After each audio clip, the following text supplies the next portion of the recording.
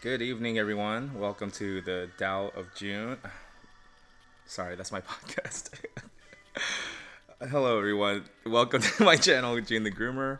I'm a little thrown off today because I was expecting to live stream this in the conference room, but the conference room is unavailable now.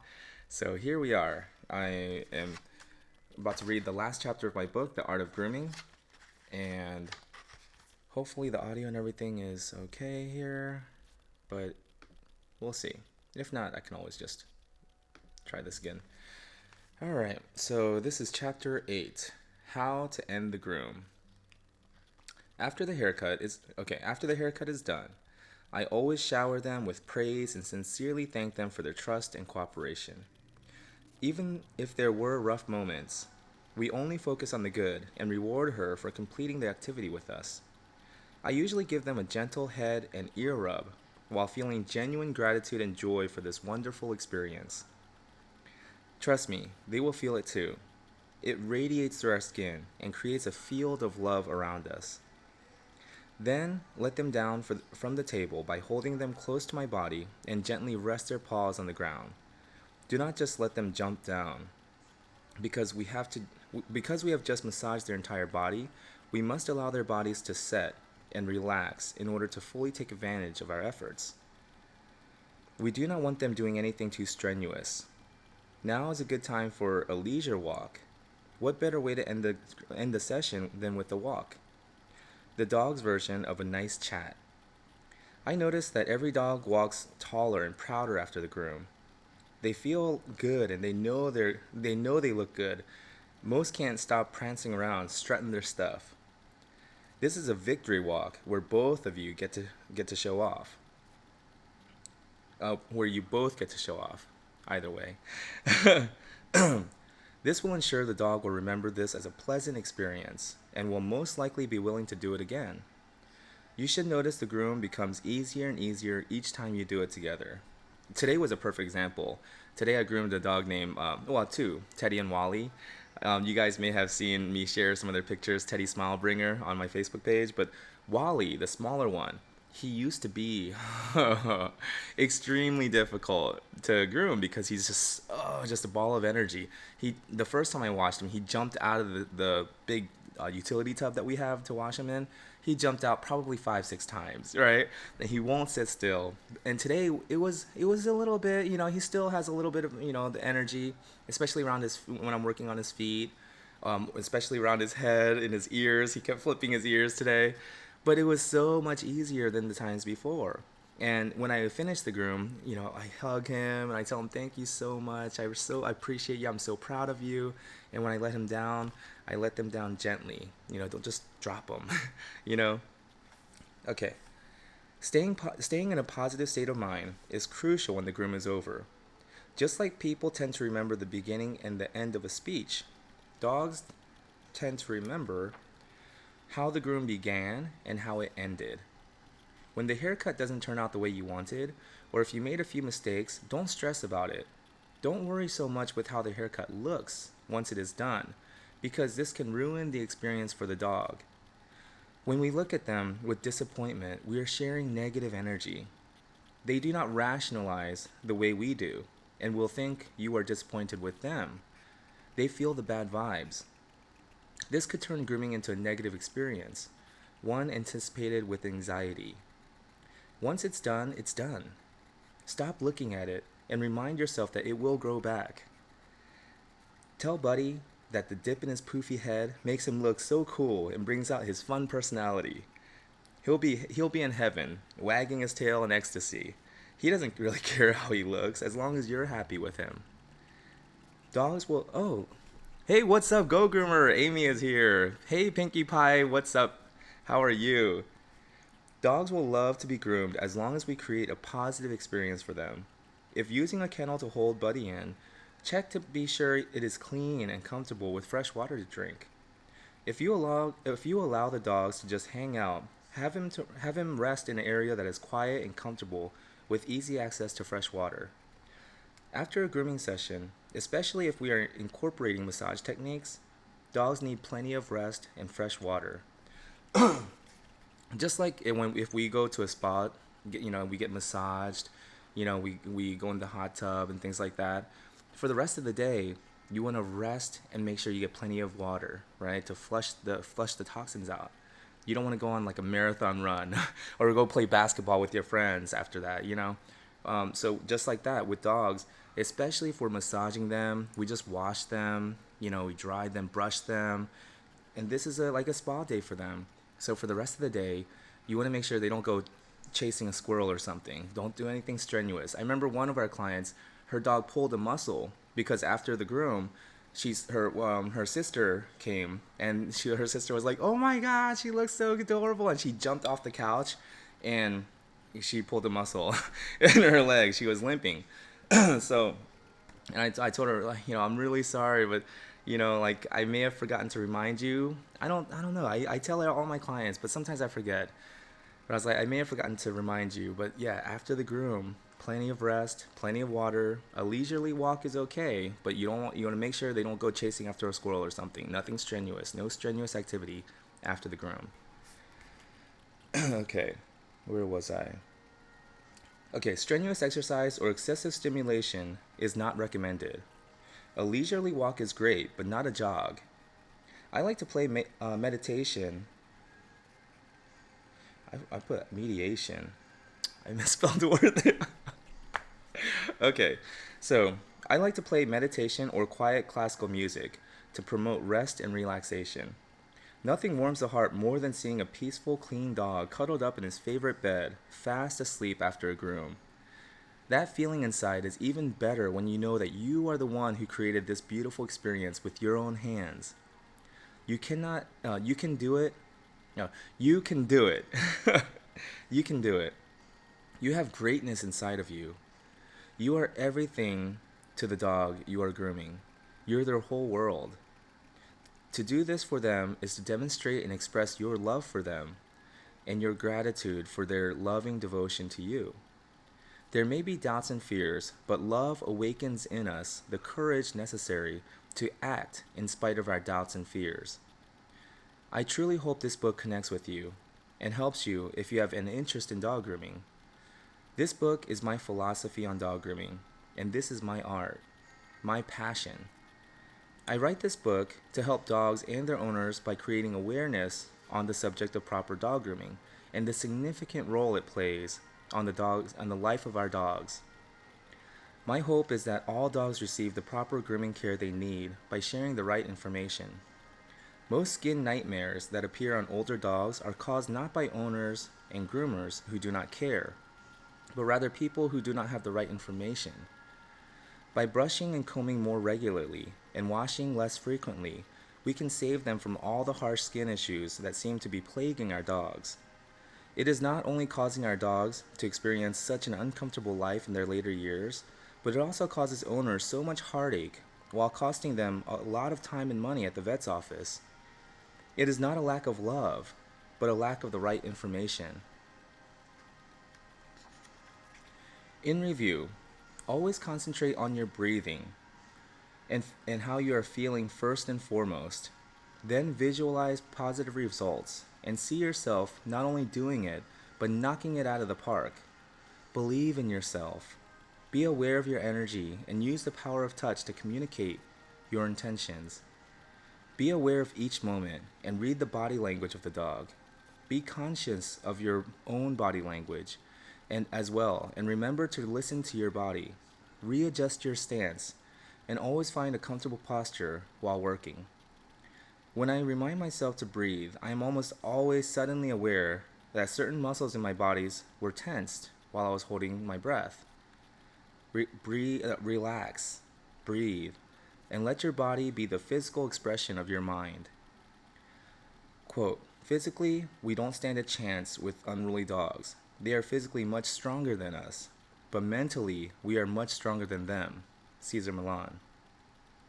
I believe that many of us groomers, including myself, suffer from self-doubt and our own insecurities at times. But that is only because we forget who we really are. We are artists. We are creators.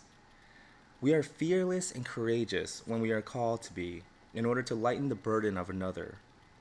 We do all that We do all that others may fear to do or may be unwilling to do because we love dogs unconditionally. Love is the most powerful force in existence. We are love in action. What is there that could possibly stop us? Our minds are an amazing gift from God. Once we realize and unlock our true potential, I believe that anything is possible. And that's it. That's the art of grooming. Uh, Amy says, June, I admire your dedication and commitment to write and publish this book. It is a wonderful work of art. Oh, wow. Thank you, Amy. Coming from you especially, that means so much because you do so much. You do so much. Don't think that I don't know how much time and focus and sacrifice it takes to edit videos the way you do and make sure in the music and everything and the show that you put together every Monday. I mean, it's it's a lot, I know, and I so appreciate your hard work, and I know so many others do too. This past Monday, I mean, you felt the love, right? Everybody was just telling you how impressed they were with the presentation, with your videos, the community that you created. Amy, for real. Um, I guess, and they say that, what we see in others, right? Qualities that we have in ourselves. So I really appreciate that, Amy. My favorite dog dad. Hey, David T is here. Lee says, hi, David T. Amy, I mean it. And hello, David. Oh, nice. Pinkie Pie, great chapter. Thanks for doing the live reads. You're welcome. Thank you for joining and thank you for listening to it. It's my honor. Seriously, I tell people, like, for me, to know that I create moments of happiness and joy to be experienced by others with the work of my own hands, it fills me with the sense of pride and purpose. Like if it makes me feel like I'm doing what what I was meant to do here on earth. Like I'm doing what I was put here to do. And so that's why today, even when I was grooming the dogs for my clients, I just feel so happy, especially seeing how happy my client is, and how happy the dogs are after they're done, especially when they're done. They're so happy. But yeah, it just makes me feel like, wow, I have a purpose here on earth. And especially knowing that some people actually appreciate the book and, they took time to listen to it. It really makes me feel like, wow, I actually did something. I did something worth doing. Okay, my favorite my favorite dog dad. Could you pick a more long name? I mean, holy cow, David. Holy cow. Could you I mean, could we brainstorm a different title for your freaking YouTube channel? Anyways, my favorite dog dad says, wait, did you just read the end? I haven't heard any of the first chapters. Oops, spoiler. David, don't worry, because I purposely ignore all of your videos anyways. So I'm kidding. I actually went back and watched that one video where you told everybody that I'm a failure. Cool. Thank you for that. Anyways, and also I went back and watched your lay pooch videos. That's time I'll never get back, by the way. That's time out of my life I'll never get back, David. Hope you're proud of yourself. Okay, Amy says, stop talking about me. I love your message. Oh, thank you, Amy. Lee says, these readings have been awesome. Wow, thank you. You know what? Maybe I'll go ahead and order a copy of my second book, The 4 Steps to a Beautiful Groom, and maybe I'll read that one too. Tattooed B says, thanks for reading your book online. I have been listening to this at the shop. It's been great. Oh, thank you, Tattooed B. Awesome. Well, thank you so much for your time. I really appreciate it. Oh my goodness. It really does feel like, wow, I actually accomplished something. Not only did I publish my book, but I finally read it online. So now people who don't have time to actually sit and read, because we have such busy lives now. I mean, seriously, with emails, social media messages, our own businesses, then you gotta somehow find some time to cook and feed yourself. I mean, if you're like me, you got laundry in between, you gotta mow your lawn, you got your own dogs to take care of. There's so much going on in our lives these days. And the thing is, with technology, it's just made it possible for us to fill our day with even more stuff. So I know it's really tough to sometimes sit down and find time to actually read a book. and that's why I do Audible. I listen to audiobooks. Right now I'm listening to Can't Hurt Me by David Goggins. Amazing, incredible book. I mean, there's parts where I started crying. But anyways, yeah. So I just figured this will be a nice way for me to get my book out there. So if anybody does want to actually see what's in the book or listen to the book, but they don't have time to actually sit down and read it, boom, now they can just listen to it on YouTube. My favorite dog dad. No, I'm going to go. I'm going to go back and listen to them consecutively because I know I wouldn't have sat and read it otherwise. Yeah. With David, it's not because he's busy. Trust me. Okay, Pinkie Pie Groomer. Yes, please read your second book. Awesome. All right. You know what, guys? Just so nobody gets there's no misunderstandings. I love David. Seriously.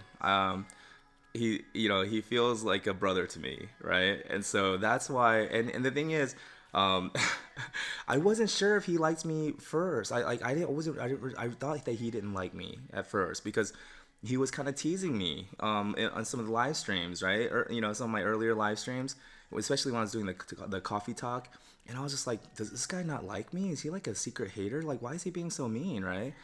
And I realized that's just his personality. He likes to tease. He likes to joke around. And I was like, okay. And then when he came here and we actually got to spend some time together, um, it really felt like an old friend from college or high school, just going back and forth. So anybody who doesn't know, um, David and we tease each other because we love each other.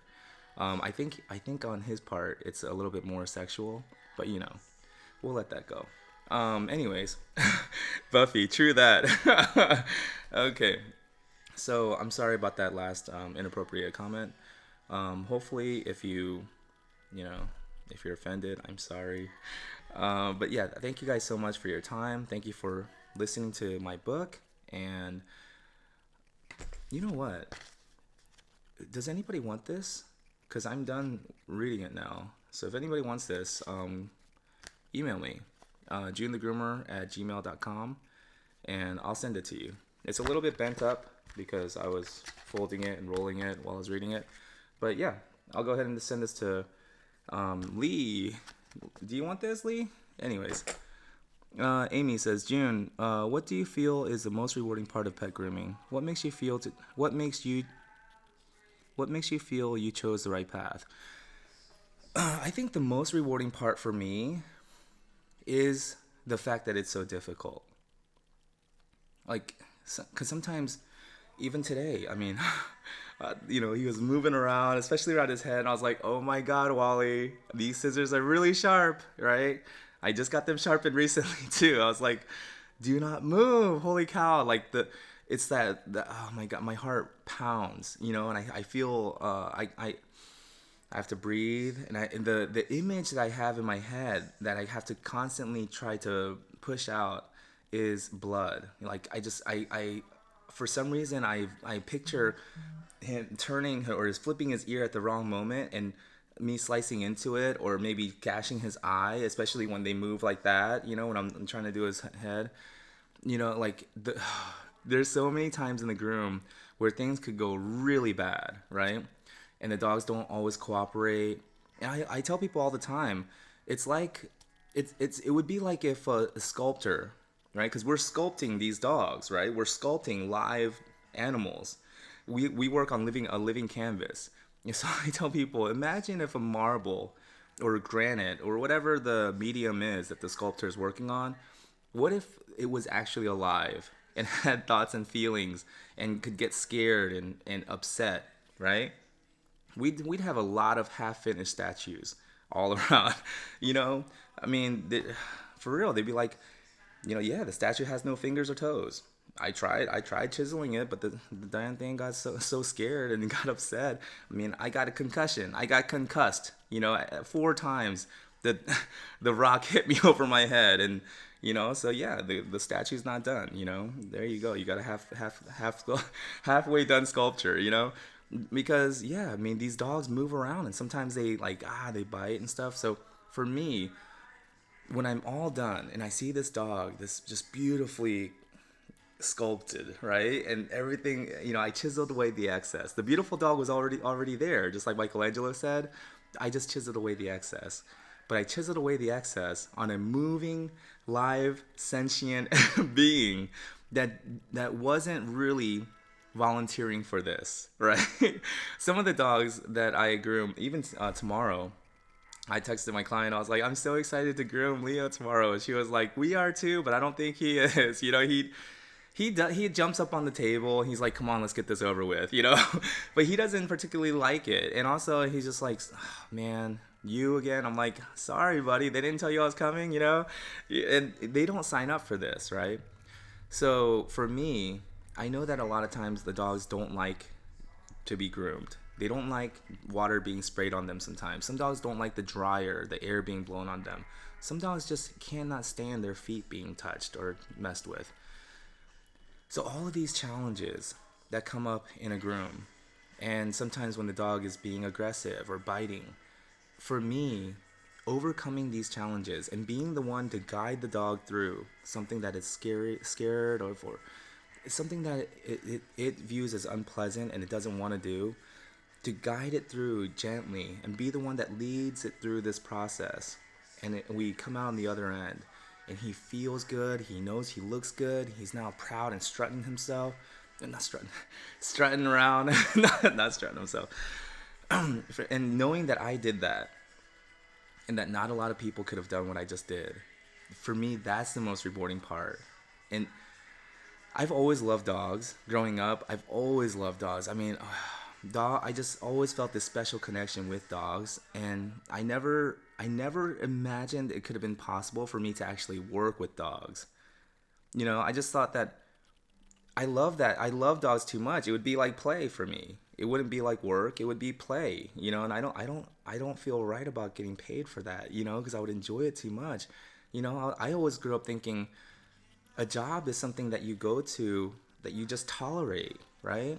And you just do it and you grind out the day and you do something that you absolutely hate, right? and you work with people that you absolutely don't like, and sometimes you just so I felt like getting that paycheck was your reward for putting up with a job that you don't like and tolerating people that you don't like, and not killing anybody, not going off, and for doing that, at the end of the week, you get your paycheck and then you can go play with dogs, right? I never thought that I could actually work with dogs all day long and get paid for it. And for the longest time, I had to work on apologizing for actually taking payment for my services. And I remember one time I even told somebody like, man, I'm sorry, I got to charge for this. And he was like, don't ever say that again. I was like, what? Don't say what? And he was like, June, you're the only person I know that could get away with that shit. And I was like, what? This guy just cursed, He's like a businessman. He's all proper. And when he said, you're the only one that I know that can get away with that shit, I was like, ooh, he had my attention. I was like, what do you mean? He was like, you never apologize for doing a good job, for doing good work. And I was like, I'm not apologizing for doing the good work. I'm apologizing that I have to take payment for it because I enjoyed it so much. And he was like, that's the point. He was like, I love the fact that you love what you do. He was like, if you hated your job, if you hated working on my dog, I wouldn't even want to bring my dog to you. And I was like, oh my goodness, that's when it clicked. I was like, oh, they actually want me to love what I do. What? Like, but for me, I just really feel like the challenges, the sweat, the amount of time it takes to actually do a really good job for someone, especially grooming their dogs, for me, that's the most rewarding part of the groom. The fact that it's difficult. I don't want it to be easy. I never want grooming to be easy because easy is never rewarding. I love the fact that it's difficult and challenging. And every dog is different, and every dog presents different challenges. And it provides me with a way to come up with different creative ways to overcome those challenges. I have a person that emailed me recently, and I told them I have some time in October. So it looks like in October I'm going to be flying out to New Jersey to groom a Yorkie that they tell me is 100 times worse than Harley, the aggressive Yorkie that I put on YouTube. They told me that's how they found me. And their Yorkie, from what they say in the email, is 100 times worse than Harley. And they want to fly me out. Well, they were gonna fly down here, but I told them I don't have a salon. I only make house calls. So I was like, if you're willing and able to fly me out there, pay for the flight, pay for an Airbnb, then I won't even charge for the groom, as long as I'm allowed to film it and share it on YouTube. And they said yes, they're open to it. So it looks like in October, not only am I going to go back down to Orlando, October 19th, to groom Charlie, that Shih Tzu that is like seriously, oh my God, a challenge. Let's just say, to put it lightly, she's an extremely difficult challenge. But I'm gonna be going down to Orlando to groom her again, and then later in October, I'm gonna fly up to New Jersey to groom an aggressive Yorkie that's supposedly worse than Harley. But even Harley, now he kisses me. And, I was like, wow, Harley, like, it only took 5 years, but now he loves me. But for me, that's the most rewarding part, because dogs are so noble and so honorable that they can't be bought. You can never bribe or they can't be conned. They can't be bought. You have to earn their trust. And that's why for me, it's like when Harley kisses me and he comes up to me, and now he greets me at the door. He even he even says goodbye when I leave. He comes out. He would just go and run and hide as soon as he was done. But now he actually sees me out to the door.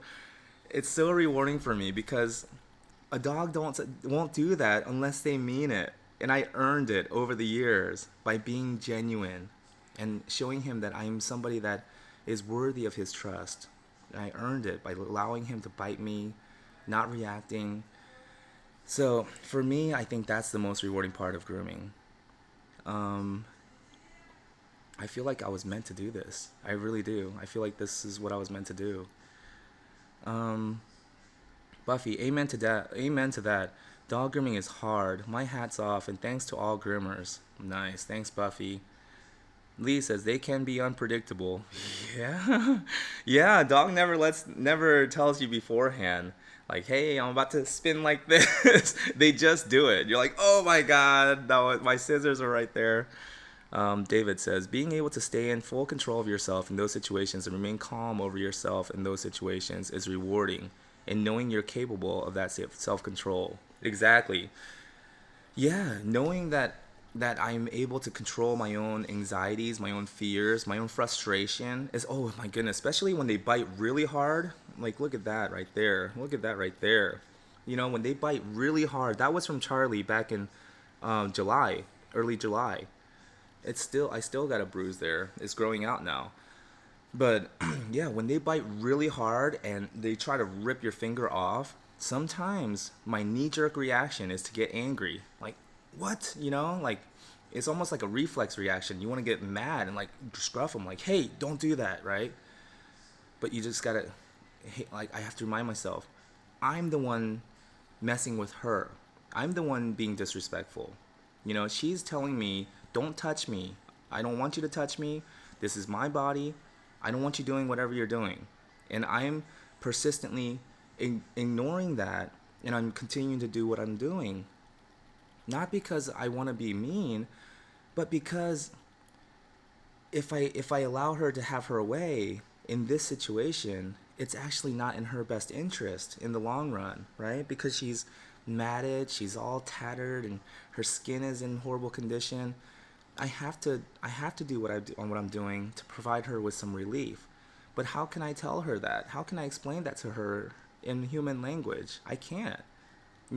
So with my body language, I have to show her, I'm sorry, but I have to do this. I'm supposed to be here. I'm supposed to be doing this. And so when she tries to yank my finger right out of the socket, right, and take it home with her for lunch, I have to just, control my reaction, control that anger that comes from the pain, right? And just realize I deserve that, right? I'm the one messing with her body. I'm the one being inconsiderate. And then breathe and just tell her, I'm sorry, Charlie. I have to do this, right? And just be gentle, like a nurse taking blood or giving a really important shot to a child who's scared out of their mind. Except, let's say this child is from another country, a war-torn country, right? Maybe they're a refugee, you know, and they've seen some horrible things, and they see this needle, and they think that you're gonna kill them or torture them. They don't know, and you speak English, and they don't, and you're trying to explain, and and they're like fighting you and everything. As the nurse who is trying to help, we can't retaliate, you know, say, oh, all right then, let's step, you know, we're doing this, you know, like, no, you don't want to fight back, you know, because that's only going to confirm in that child's mind, this person's trying to hurt me, right? So we cannot react like that, you know. Cash me outside, how about that? You know what I'm saying? Cash me outside then. No, you want to just be reassuring, firm but gentle, persistent but also understanding, you know, and reassuring. And I got the groom done with Charlie down in Orlando. So round 2, shoot, rematch in October. But anyways, in Harley, same thing. You know, I don't know if you guys saw the video, the YouTube video I put up a long time ago with Harley the aggressive Yorkie, but every time he snapped back and tried to bite me, I didn't retaliate or react in fear or anything. You just gotta breathe and control your own emotions. That's why I believe this is an art, because it's about controlling yourself, self-control. Amy says, they sure are unpredictable. It's quite rewarding to accomplish a beautiful grim on an animal that we have to reason with to get through it. The trust we establish is the reward for me and you, June. Exactly. The trust that we earn from that dog. Trust, respect, and love, right? My favorite dog dad. Nice. It's nice to get applause from somebody that I dislike. I'm kidding. Anyways, Pinkie Pie. I love when dogs are so excited to come to the shop. I have a 70-pound doodle that runs in at me and jumps in my arms when he comes, and his owner is still at their car. Yeah, right? I had a doodle like that too. The thing is, whenever his owner would come to pick up, I would open the door, and then he would go and greet his owner, and then come right back in. Like, I'm hanging out here. It was awesome. Go Groomer. Awesome, Pinkie Pie. That's the reward. Exactly. Can't wait to see it. Oh, hey, how are you? Brother, how you doing? What's up? Lee says, oh, Charlie. Yeah, Charlie. So I didn't film that one only because I was afraid of what people were gonna say about the owners because of the condition that Charlie was in. So this time though, maybe I'll film it when I go down to Orlando this time, because they did give me permission to. But you know, people can be very inconsiderate sometimes online, and they don't know the whole story. They don't know the situation. They don't know how hard these owners are really trying, and it's easy to bash people when you don't know the whole situation. And so I just didn't want them to get like cyberbullied or have to put up with negative comments. So I didn't film it, but this time I might. Cass T, LOL. It only took 5 years. Lee Raleigh. And dogs don't lie. Exactly. Dogs, they're too honest. They're too noble. They can't lie. So, I mean, well, I take that back, because sometimes, right, when I'm grooming a dog, I'm like, I'll try to be clipping the nails or something, just for example, right? And the dog will be like, oh, I'm like, you liar, I didn't even clip anything yet, you know? It's like, so I say dogs don't lie, but, you know, sometimes dogs don't lie. They're 100% honest until you start grooming them. That's when they become total liars. Don't believe a thing they say. I sometimes even yell that out to the owners. I'm like, he's not hurt. Don't believe a word he says, you know? Like, they just become big drama queens sometimes on the table, seriously. And like, they just lose balance. Like, they forget how to stand. It's like, come on. You were bred for grace. You were bred to run out in the fields. You know, you would never trip over your own feet if you were running out in the field, retrieving a duck or something. Like, don't act like you don't know how to stand. Don't act like you don't know how to like keep your balance on the table. Like, like come on, you're being overly dramatic. Um, Lee Raleigh, so true. That's so true. So easy to judge others. Yeah, exactly. And who was it? Ralph Waldo Emerson says most people don't understand that their opinion of the world is also a confession of character. Consider that for a moment. Our opinion of the world is also a confession of character. So, be careful sometimes before you judge another, because your judgment of them doesn't define them; it defines you, right? Amy says, "I agree 100%. People online judge before knowing the backstory." Yeah, exactly. So, I know that it would have been, very clickbaity, right? Oh, look at this aggressive Shih Tzu. This rescued aggressive Shih Tzu bites the groomer. If I put that on, I could have got a bunch of views, and. But for what? For what, right? Because I went down there to help those the couple that owns that dog. That's why I went down there. By me putting up a video that makes them look bad, how is that helping them? Right? Did I really help them, or did I just help myself? So that's why I wanted to protect them. From I wanted to make sure that they knew without a shadow of a doubt my true intention was to go down there and help them. Because was it Thomas Jefferson that said if you see a problem and you have the ability to help, you also have the responsibility to, right? So they contacted me. It tugged on my heart. I knew I could help them, so I went down and helped them. But by putting up a video that could have made them look bad, I feel like that wouldn't have been helping them. So, but this time she may act better, because I did go back the next day and I spent some time with her, Charlie, and I sat and talked with the owners, and I had Weemy with me and we walked together. So we ended it on a very good note, and she didn't growl or bark at me the next day. I went out to the car to get something, and when I came back in, she was right next to the door where she usually is to stand guard, right? Because she's scared of everything and she's suspicious of everything. And the first time she growled and barked at me when I came in. The next day, though, I came right in, walked right by her, not a peep. She didn't growl at me, nothing. So I have a good feeling about this next time. So I might go ahead and film in the next one. Let's see. Lee Rowley says, "Well, that's true. Or they get discovered going through the trash." Uh-huh. Interesting, yeah. But yeah, I have to be careful, though, because I have to admit I was a very self-righteous, very judgmental person, and I still have to catch myself sometimes. And I'm afraid I passed it down to my daughter, too, because I was actually talking to my daughter on the phone yesterday. My older daughter, Ava, she's 11. And I was asking her, hey, what are you studying these days? What are you learning? And she was saying that she's right now she's learning about waste. There's toxic waste, chemical waste, biological waste, and all this. And I was like, wow, it's serious stuff, right? And she was like, yeah. And I was like, do you have any? Can you think of any solutions? What to do with all this waste? And she was like, yeah, there's a few options, but she was like, there's a lot of waste. And I was like, yeah, I heard about a lot of the waste in the ocean, but people are coming up with some solutions to get rid of some of the trash in the ocean, right?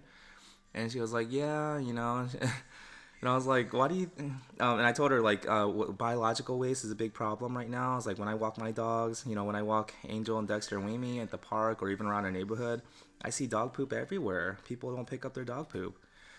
And she goes, yeah, because people are sad. And she goes, people are sad and lazy and they have no life. And I was like, no, Ava. I was like, maybe they just have other things on their mind. Maybe they're just not thinking about it. She was like, yeah. And the way she said yeah was like totally dismissive. Like, no, they're losers. And I was like, oh my goodness, I've passed this gene down to my daughter. My seed is just as judgmental of others as me. I was like, oh man. I was telling Ava, like, we don't want to be judgmental. I was like, don't say, we don't want to think badly about other people. I was like, let's just think of ways that we can help the situation, and at least if anything, maybe we can just figure out ways that we don't add to the waste, right?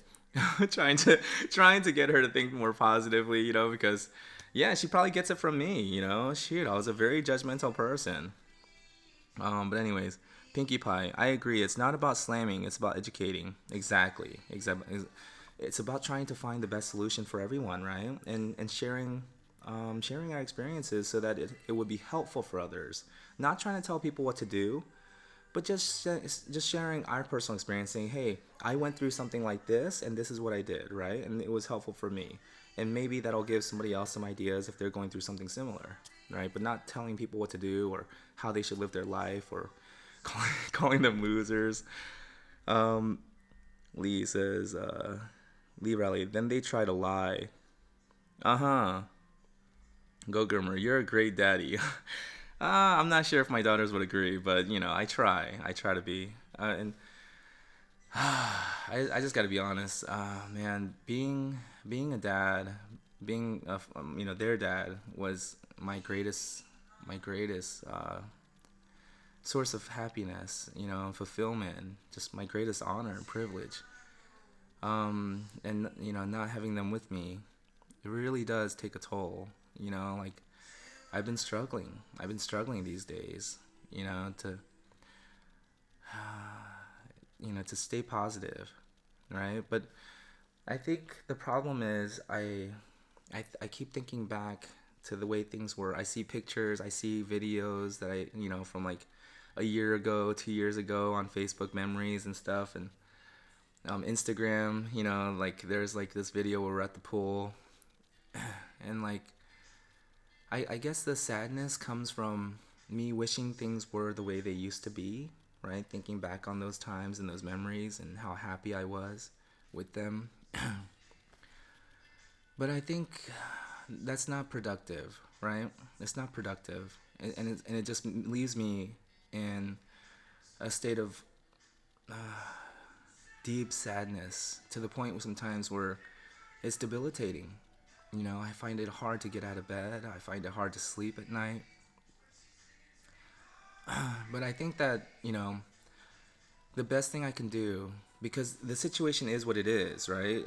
We've already signed the paperwork. The divorce is going through. It's pretty much finalized now. It is what it is, right? And I texted my wife the other day, my ex-wife the other day even, and I told her, like, I really wish we could just go back in time to the way things were before, and only this time appreciate it more, But I think that's not productive, right? The best thing I can do now is accept the situation and keep thinking of what can I do from this point forward to make things better, and to continue being trying to be somebody that my daughters can be proud of, So just keep thinking forward, right? Because to continue thinking about the past and let that make me feel sad and wishing things were the way they used to be, that's backwards thinking, right? That's literally backwards thinking. So I had to keep thinking forward and staying present at this moment. Right now, it is what it is, right? And my daughters are safe, they're healthy, they're happy.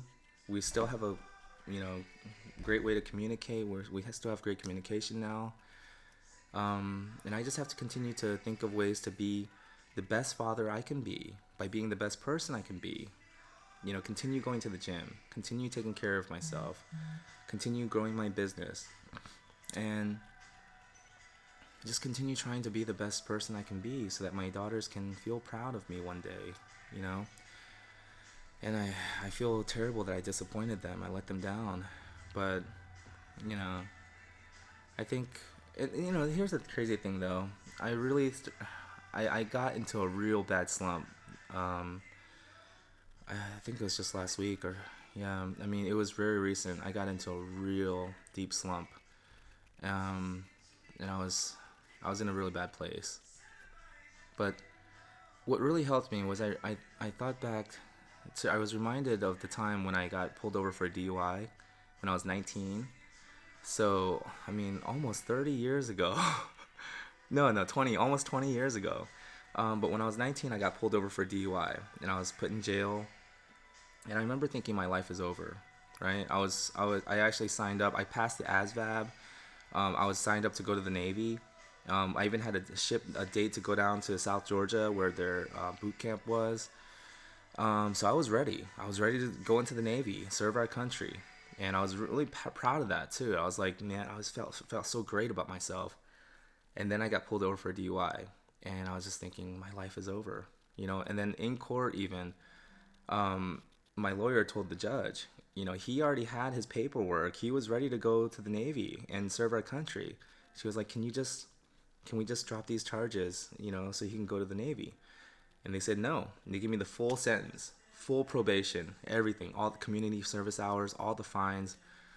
And I was just thinking, wow, what? And then I got pulled over again, driving on a suspended license. Boom, put right back in the slammer. And the second time I went to jail, that's when I really thought, that's it. My life's over, right? Who's gonna hire me now, right? And I even remember thinking to myself in jail, and you were gonna be a pastor. What a joke. You know, that's what I told myself. I was like, what a joke. You should be ashamed of yourself, right? I remember thinking like, wow, my life can't get any worse than this. But looking back on it now, I would have never met my wife. That means I would have never had my kids. And that means I probably never would have become a dog groomer, right? So everything, what the event that I thought was the worst possible thing that could have ever happened to me, and I thought my life was over, actually turned out to be probably one of the best things that ever happened to me. I'm now a dog groomer, you know, and I feel so fulfilled, and I feel like, wow, my life has purpose now, right? So I have to remind myself of that, and like, okay, even though right now, I never thought that I would be I would be the one going through a divorce. I never thought it was possible for me. It wasn't even. I never even considered it as an option. Even though every time we got in a really bad fight, you know, like she threatened to leave, she threatened to divorce, and she did leave a couple times. I just kept thinking, I can just be better. I can work things out. You know, like I'm not gonna get a divorce. You know, because I'm a good guy, and good guys don't get divorced, right? That's what I thought. And I, again, going back to how judgmental I was, when I would find out that somebody that we met, like you know, he's actually divorced or this is his second marriage, I would actually tell my wife, my ex-wife, I thought he was a good guy. And I'm ashamed of that now. I realize now how ridiculous that was, you know? It's like, he's still a good guy. Of course he's a good guy, you know? I mean, just because someone gets divorced doesn't make them a bad guy, right? And so, for me, divorce was probably one of the worst things that could have ever possibly happened to me. And losing that relationship I have with my kids, them not being there when I get home, you know, I can't take them to the park anymore. But yeah, I just have to remind myself that something like this happened before, or something that I thought was the worst possible thing that could have ever happened to me in my life, and I thought my life was over, right? It turned out to be the best thing that could have happened to me. It stopped me from going to the Navy, because if I went to the Navy, I know my personality, I would probably be an officer by now in some other country. I would have made it a career, a lifelong career. Because I like to be committed to something, you know. Whenever I choose to do something, I like to go full in on it. And so, just like dog grooming. So I realized that event stopped me from going to the Navy so that I could become a dog groomer. And, you know, they say that nothing happens to you, everything happens for you. I know that right now that feels like bullshit. It really does. And it sounds so annoying. But I have to believe that it's true. I have to have faith that somehow this is all working out for my best interest, you know? And that things are going to get better. But anyways, I don't even know how I got into all that. Talk about sidetracked. Let's see here. The dog. Okay. Go Groomers. I can only imagine, June. Hugs. Oh, thank you, Amy. Buffy. Hugs to you, June. Thank you, Buffy. I really appreciate that. And this really helps. Knowing that there are people out there that care about me, it's like, wow, I don't even feel like I deserve it, really, because I'm not a great guy. I'm really not. I mean, I'm pretty open, and I'm pretty transparent about all the mistakes and all the flaws I have, you know? Like, the fact that you still like me, Oh man, makes me a little suspicious. Makes me a little worried about you guys. Like what? I mean, what is it gonna take to scare you off? Okay. Um, Lee says we idealize the past. When we try to go back, it isn't any different. Amy says, "Good point, Lee." Yeah, and I tell myself that too. I reason with myself, and I tell myself when I see those videos of the Facebook memories and everything, I'm just seeing that moment. But if I really went back in that time again, I would remember the bills that weren't being paid, the financial stress, the stress that I was going through with my wife behind the scenes, fighting, yelling at each other, all of this stuff that I was hiding because I was ashamed to show any of that, and I wanted everyone to think that my life was perfect. So I would only show like this nice moment that I was out at the park with my daughters.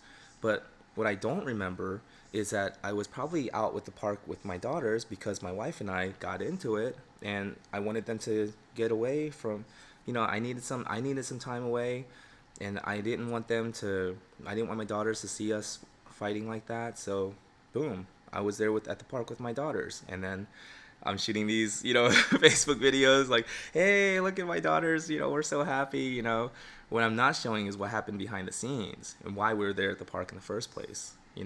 So that is a good point, Lee. Um, Buffy says at Lee, dang, love that, nailed it. Yeah, exactly. We idealize the past. Yeah. Um, Tattooed B, I think that if you're caring with your daughters as you are with people and animals, your daughters have a great future in front of them. We can never go back to what we had in life. Mm-hmm.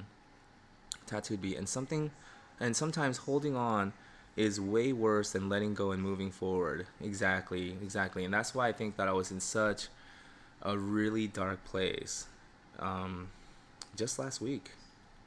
Um, Lee Rowley says at Buffy, know it from experience. Mm-hmm. There's no substitute for experience. Buffy says at Lee Rowley, I I do to put I do to put you said it perfectly. Okay. I'll remember that for the teens I mentor. Thanks. Awesome. Wow, Buffy, you mentor teens. That's awesome. Okay, Lee Rowley says at Buffy, awesome. Go Groomer. This is Amy says good video, good vibes, June. I think that's what she meant. Good vibes. That's the only way you truly live. Buffy, none of us are perfect. We are all flawed. Admitting them and showing your vulnerability is what shows growth. Thank you, Buffy. I appreciate that. Pinkie Pie, divorce is so terribly hard. Stay strong, June. We all support you. And here's the thing I want to be very careful and just make sure everyone knows that it's not.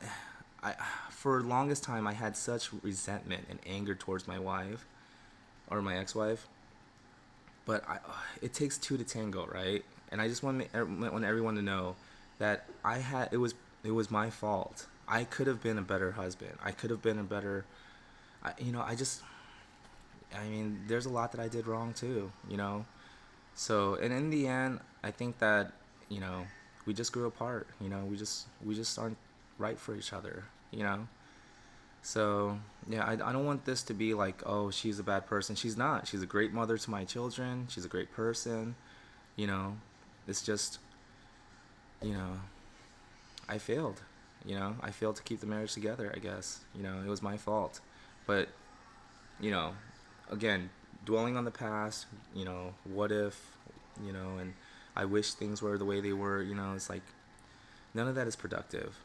I feel like I just have to stay focused on what I can do right now and just keep trying to do better and keep trying to be a better person and, not do any harm to others, focus on my daughters, continue to touch base with them every day, make sure they're doing good, you know, and just try to make the best of it, right? Just keep going and just have faith that one day, looking back, everything will make sense. Everything will connect. Going through it right now, it's tough and it doesn't make sense, but I just have to, believe that just like when I got the DUI and I got put in jail, it actually turned out to be the best thing that could have happened to me. So, maybe one day The same will be true about this situation I'm going through. It feels like it's the worst possible thing that could ever happen to me in my whole life, and it felt like my life was over. It still kind of feels that way sometimes, but just just continue to try to believe that you know one day it'll all make sense. But anyways, man, this is a real downer. This is a real downer video. Oh man, but anyways, thank you guys for listening. Maybe what I'll do is actually go through and make the audio recording of my book, um, and just make it a real audio book and just put that out there, without all of this extra, you know, sidetracked, all of this extra talk and rambling. But thank you guys so much for your time. Thank you for your support. I honor the light in you that I hope is in me. Oh, David, always gotta get the last word in. David says, maybe not the best thing to happen to you, but you made the best of it. That was worth it. That was worth it. Thank you, David. But yeah, thank you so much, guys. Seriously though, if you're alive, if you have breath in you, that means that there's still a purpose, right? There's still some reason why you're here. As long as you have breath, you have value, right? And there is a light inside of you that even if it bothers other people, even if other people think that your light is wrong, your light is annoying, it shouldn't flicker like that, it shouldn't flash like that, you're the wrong shade, you're the wrong color. No matter what other people say, your light is your light, and it was given to you for a reason. You have to let it shine, no matter what. Even if other people say that it's not, your light is wrong, you're not supposed to shine that way. Dim your light. Don't let them convince you that your light is not supposed to shine. Your light is unique. It was given to you for a reason, and I honor the light in you that's also in me. Namaste.